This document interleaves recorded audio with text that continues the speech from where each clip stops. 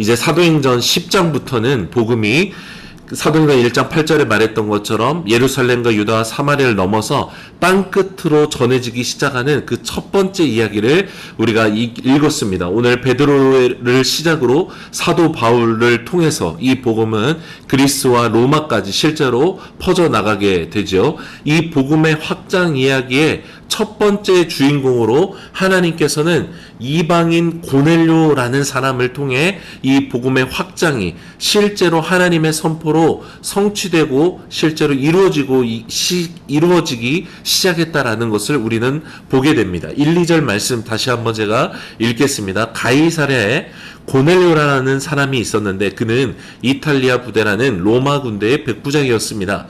고넬료와 그 집안 사람들은 모두 경건하고 하나님을 경외하는 사람들이었습니다. 고넬료는 가난한 사람들에게 아낌없이 나눠주었고 항상 하나님께 기도했습니다. 여러분, 성경이 고넬료를 소개하는데 이 소개가 너무나 놀랍습니다. 먼저 1절에 고넬료는 로마 군대의 백부장이었다라고 소개합니다. 여러분, 역사적으로 가장 강력했던 군대 중에 하나가 로마 군대였고, 로마 군대야말로 현대 군대의 초석이 되었던 굉장히 조직적이고 훈련이 잘 되어 있었고 현대 군대의 그 모든 모습을 갖췄던 그런 군대였습니다.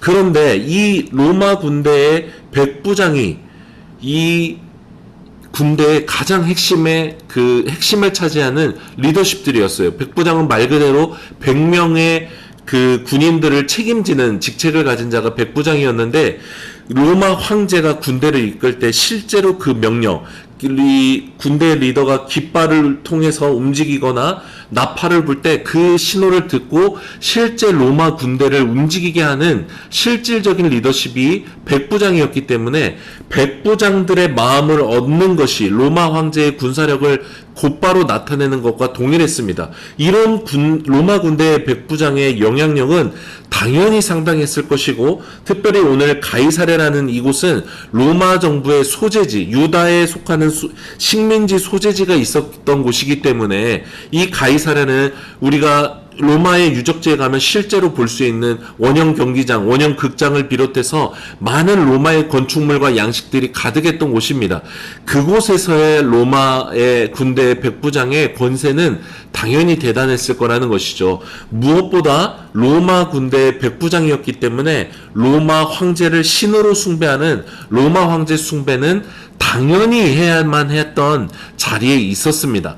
그런데 오늘 성경은 이 고넬료를 소개할 때 이 백부장이었던 고넬료가 로마 황제를 숭배한 것이 아니라 하나님을 경외하여 하나님을 믿었다라고 우리에게 말씀합니다. 여러분, 이것은 황제 숭배를 거역한 죄로 우리 초기 교회 기독교인들이 처형당했던 것처럼 이 백부장 고넬료도 목숨을 걸고서 하나님을 믿었다라는 것을 알 수 있어요.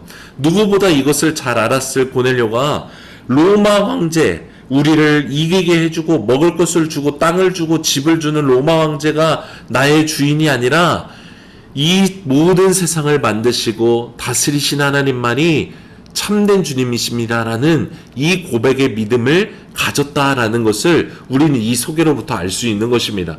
특별히 이 고넬료가 세 가지 특징이 있었다라는 것을 성경이 우리에게 말해주고 있죠. 2절에 고넬료와 그 집안 사람들 모두가 경건했고 하나님을 경외했다. 두 번째, 고넬료는 가난한 사람들에게 가진 것을 아낌없이 나눠주었다. 세 번째, 항상 그는 하나님께 기도했다라고 소개해요. 여러분, 이 성경의 소개가 얼마나 이상적인지, 하나님이 우리에게 원하시는 그 모습 그대로 그가 살아갔는지를 알 수 있어요. 하나님을 사랑했고 이웃을 사랑하는 사람, 경건과 삶이 동시에 이루어지는 사람이었다라는 것을 성경이 소개하고 있어요. 여러분, 고넬료는 유대인도 아니었죠. 12제자 중 하나도 아니었어요. 120여 명에 가까웠던 마가의 다락방에서 성령을 체험한 사람도 아니었어요. 그런데 어떤 경로를 통해서는지 이 고넬료가 하나님의 이 말씀을 들었고 아직 예수님을 듣지 못했으나 하나님을 참된 주님으로 모시고 믿었던 그 믿음을 가졌다라는 것이죠. 첫 번째 고넬료의 소개에서 자기뿐만 아니라 집안 사람들 모두가 경건했고 하나님을 경외했다라고 말합니다. 여러분, 주인은 종을 섬길 때 내 주인이 그냥 정치적으로 외식함으로 잘 보이려고 다 높은 사람을 섬기는지 아닌지를 다 압니다. 잘 보이려고 아니면 형식적으로 종교적으로 신앙생활하는지를 다 알 수밖에 없죠. 그런데 고넬료의 집안 사람들 모두가 하나님 때문에 그들이 경건하게 행했고 하나님을 경외했다라고 말해요.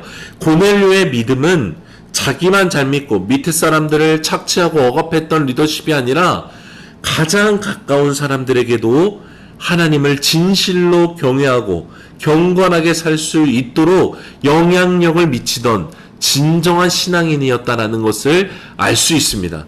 여러분, 바울이 디모데와 디도에게 교회의 리더십, 장로와 집사를 누구를 세울지를 권면할 때 반드시 가족들에게 어떤 아빠인지를 확인하고 성도들 사이에 평이 어떤지를 들었던 것이 바로 이런 이유였죠.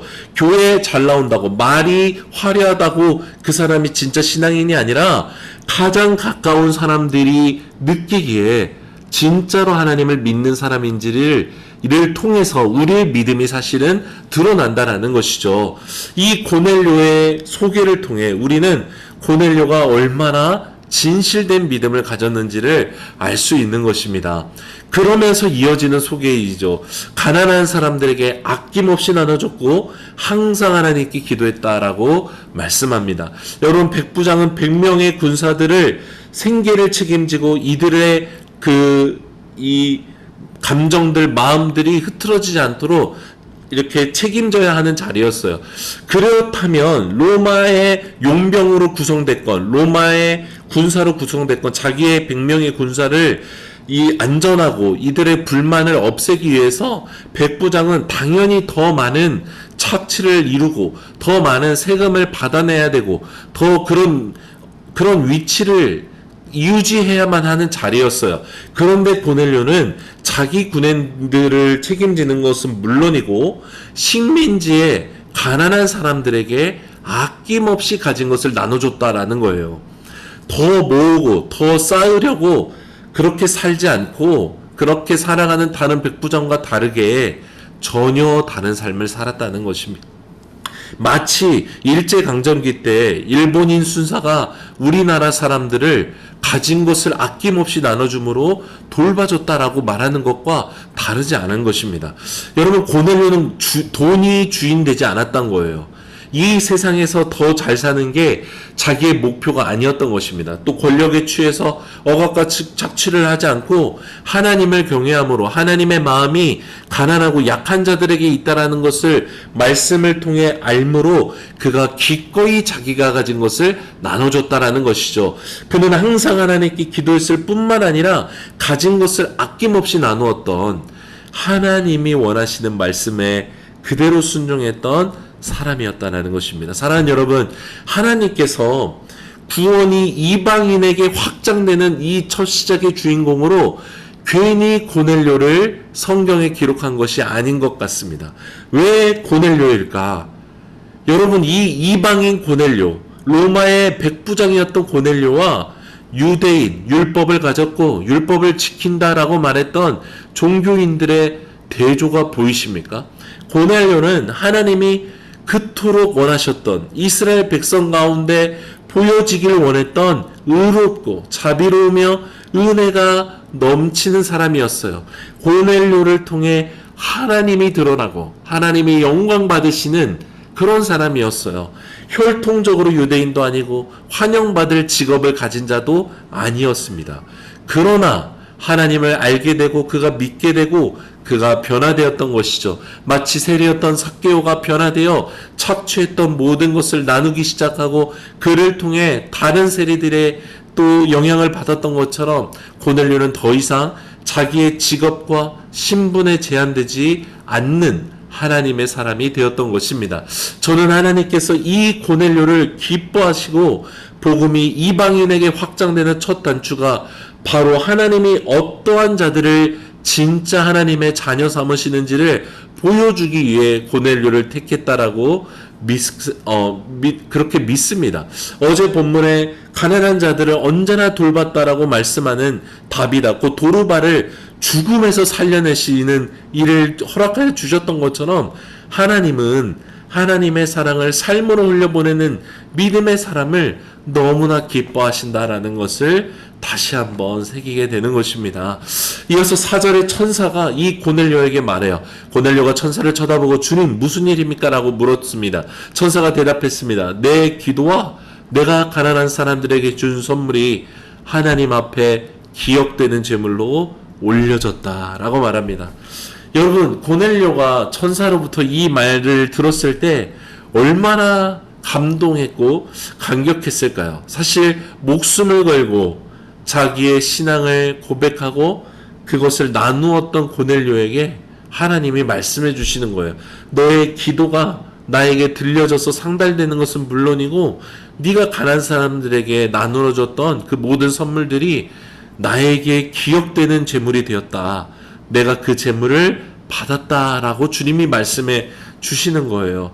여러분, 여기 고넬료의 삶을 통해 우리가 알아야 되는 구제의 원리가 들어가 있죠. 예수님께서 말씀하셨던 오른손이 하는 일 왼손이 모르게 하랬던 그 구제의 원리와 괴가 같은데, 가난하여서 탄식하며 절규하던 자가 도움을 얻게 되면 자기가 이 도움을 더 많이 가진 자에게 갚을 길이 없죠. 그래서 하나님께 기도하게 되는 것입니다. 이 기도를 하나님이 받으시는 것입니다. 그래서 이 기도를 들으시고 기억되어짐으로 말미암아 그 베푼 자에게 하나님의 복을 더해 주신다라는 것입니다. 여러분, 사람에게 영광을 얻으려고 알리며 행하는 구제가 아니라 누군지도 모를 가난한 모든 사람들에게 아낌없이 주었던 이 고넬료의 구제, 오른손이 하는 일을 왼손이 모를 정도로 삶의 구제가 되었던 고넬료의 구제가 바로 하나님께 보여졌고, 도움받은 자들의 소리가 하나님께 들려졌다라는 것입니다. 하나님께서는 이 땅에 죽어가는 자들을 돌보시기 원하시는 하나님이시기에 하나님을 대신해 이웃사랑을 행하는 자의 구제를 통해 하나님은 그 구제를 기뻐 받아주신다라는 것입니다. 이렇듯 고넬료는 말과 행함에서 온전한 믿음을 가졌던 거예요. 여러분, 이 고넬료의 구제를 보면서 생각나는 말씀이 있는데, 창세기 4장에 보면 가인과 아벨이 하나님께 제사를 드리죠. 그런데 가인의 제사를 하나님 받지 않으시죠. 가인이 너무 화가 났어요. 여러분, 하나님은 이사야 1장에서도 말씀했지만 받으시는 예배와 받지 않으시는 예배가 있다는 것을 우리는 반드시 기억해야 됩니다. 하나님은 우리가 형식으로 드리는 예배라고 해서 그냥 받으시는 그런 이 문칸에 들어가 있는, 상자에 들어가 있는 신이 아니에요. 하나님은 이렇게 말씀하세요. 가인의 제사에 대해서 창세기 4장 5절을 보면 가인과 그의 제물은 받지 아니하신지라 라고 말씀하세요. 가인의 제물을 받지 않으신 것이 아니에요. 단순히 가인의 제물 때문에 가인의 제사가 부정된 것이 아닙니다. 성경은 가인과 그의 제물을 받지 않았다라고 말씀하여 가인의 삶이, 가인의 마음과 그의 삶과 그의 태도가 하나님 보시기에 받지 않으실, 마음에 합당하지 않은 삶을 살았다라는 것을 우리가 알 수 있는 것입니다. 이를 알 수 있는 것이 무엇입니까? 가인은 자기 제사를 하나님께서 받지 않으시자 안색이 변하고 몹시 분하였다라고 말해요. 그리고 이 화를 참지 못해서 전혀 아무런 책임도 없던 아벨을 죽임으로 하나님께 자기의 불만을 완전히 드러내는 이 교만함을 보였죠. 가인은 전혀 하나님을 경외하지 않으므로 제물을 드리는 제사만 드렸던 것입니다. 하나님은 이 제사를 받지 않으셨던 것이죠. 사랑하는 여러분, 고넬료의 이 구제와 기도가 하나님께 들린 바가 되고 기억되어진 바 되었다라는 것은 고넬료의 구제가 자기의 인기와 자기의 영광을 위해서 행한 것이 아니라 하나님을 사랑함으로 이웃을 사랑하는 이 행위였다라는 것을 알 수 있어요.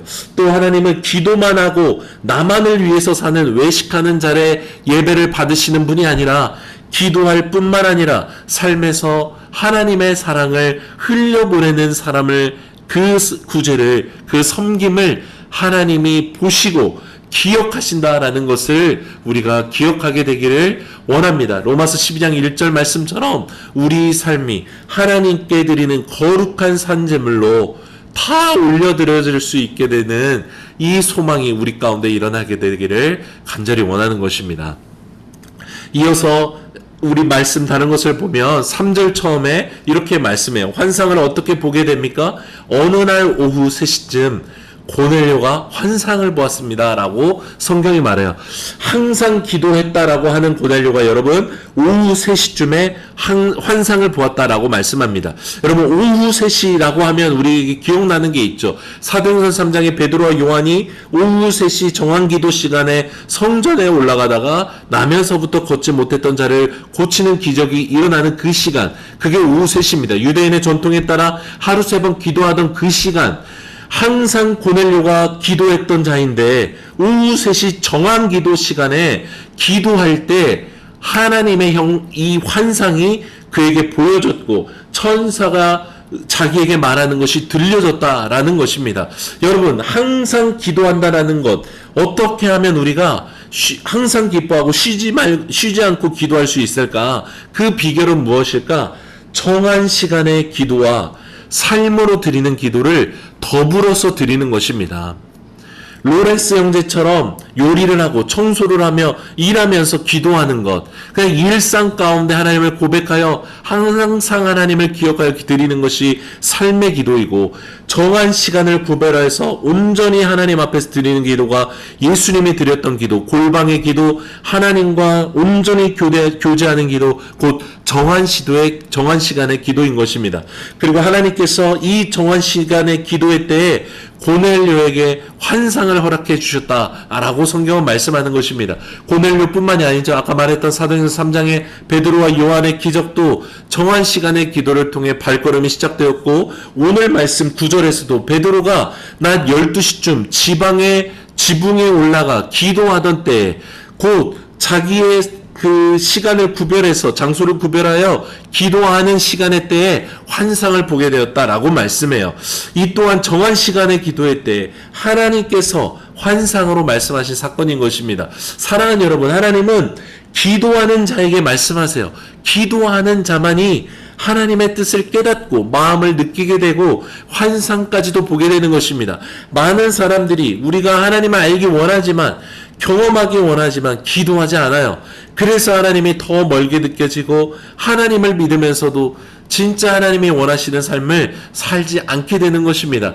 여러분, 기도하지 않으면 하나님을 알 수 없습니다. 말씀을 공부함으로 지식을 더할 수 있을지는 모르지만 기도하지 않으면 그 말씀이 생동하여 하나님이 나에게 말씀하시는 것을 경험할 수 없다는 것이죠. 여러분, 정한 시간에 기도를 지키는 우리가 되기 원합니다. 또 삶의 기도를 지키기 위해 우리의 삶 가운데 지속해서 하나님의 주되심을 고백하게 되기를 원합니다. 우리가 기도의 시간을 지킬 때 주님이 당신을 지켜주십니다. 삶의 기도를 채워갈 때 주님께서 우리의 삶을 채워가시는 것입니다.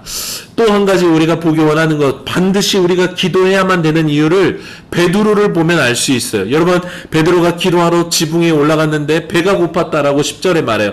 재미있는 것은 하나님이 참 우리에게 일하시는 것이 너무나 재밌고 좋으신 분이세요. 하나님이 이 배가 고픈 베드로에게 어떤 환상을 통해 이방인에게 가게 하십니까? 음식이 쌓여있는 보자기가 하늘에서 내려오는 거예요. 이 배가 고픈 베드로가 환상 가운데 얼마나 기대했을까요? 그런데 12절에 거기에 율법이 정한 부정하다라고 말할 수 있는 온갖 짐승들과 새들이 있었고, 일어나 잡아먹으라고 주님 말씀하신데 베드로가 불결하고 더러운 음식이라 먹을 수 없다라고 말해요. 여러분, 베드로가 말하는 이 불결하고 더러운 음식이라는 것은 율법이 정한 음식법의 기준대로, 정결법의 기준대로 저것을 제가 잡아먹으면 제가 부정하게 되어서 하나님께 갈 수 없고 하나님의 임재가 임했을 때 죽을 수밖에 없기 때문에 제가 먹을 수 없습니다 라고 말하는 거예요. 그런데 주님이 말씀해 주시죠. 하나님, 내가 깨끗하게 하신 것을 불결하다고 하지 말라라고 말해요. 율법을 주신 이가 누구십니까? 하나님이 주셨죠. 하나님이 깨끗하다라고 하신 것을 네가 불결하다라고 말하지 말라라는 말씀인 것입니다. 여러분, 이 말씀이 바로 복음의 확장이 일어나고 있는 놀라운 하나님의 명령의 말씀입니다. 이제 모세에게 주셨던 하나님의 율법들, 할례를 비롯해서 정결법, 음식법, 제사법, 절기법들과 같은 율법을 지키는 것만이 하나님의 백성 안에 거할 수 있었던 경계였는데, 하나님께서 직접 이 경계를 허무사 확장시키고 계시는 것입니다. 몸의 할례를 받아야 하나님의 백성이 되는 것이 아니라 마음의 할례를 받은 자만이 하나님의 백성이요, 율법을 문자로 지키는 자가 하나님의 백성이 아니라 율법을 완성하신 예수 그리스도를 믿음으로 그의 복음을 전하며 그렇게 살아가는 자가 곧 하나님의 백성이다라고 주님이 선포하시는 것입니다. 이것은 앞으로 사도행전에서 계속되게 되는 문제, 유대인이 이방인을 끊임없이 정죄했던 율법의 멍에를 이미 하나님께서 친히 벗겨주셨던 명령을 기록하고 있는 것입니다. 마지막으로 이 말씀에서 더 주목하기 원하는 것은 베드로가 기도할 때 환상을 보게 되었던 것뿐만 아니라 기도할 때 자기가 가지고 있던 이 지식의 한계, 신앙의 한계를 넘어서서 하나님이 원하시는 것을 알게 되었다라는 것이죠. 여러분, 사람은 안 변한다라고 우리가 흔히 말합니다.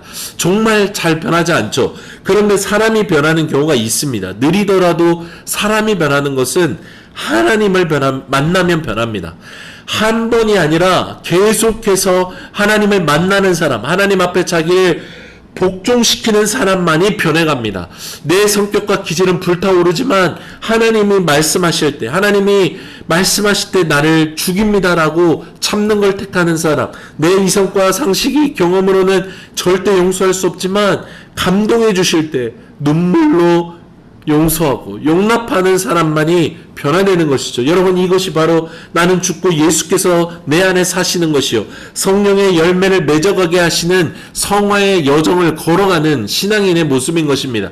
그런데 이것이 바로 기도하는 사람에게 자신의 한계를 깨뜨리시는 하나님의 인도하심을 들음으로 따라갈 수 있다라는 거예요. 오늘 복음이 확장되는 이 놀라운 말씀의 현장 앞에서 저와 여러분 모두에게 기도의 도전이 일어나게 되기를 원합니다. 정한 시간의 기도와 삶의 기도로 하나님의 임재와 감동하심과 영광이 우리 가운데 가득하기를 기도하는 것입니다. 율법과 상식이, 이성이 우리를 다스리는 것이 아니라 하나님의 말씀이 우리를 다스리고 하나님의 성령이 우리를 감동하시고 깨닫게 하시고 인도해 주시는 놀라운 은혜가 경험되기를 원합니다. 기도하십시오. 하나님이 일하실 것입니다. 기도의 사람, 또 순종의 사람 되므로 이 땅 가운데 하나님의 이 원대하시고 크신 사랑을 전하는 우리 모두가 되기를 간절히 소망합니다.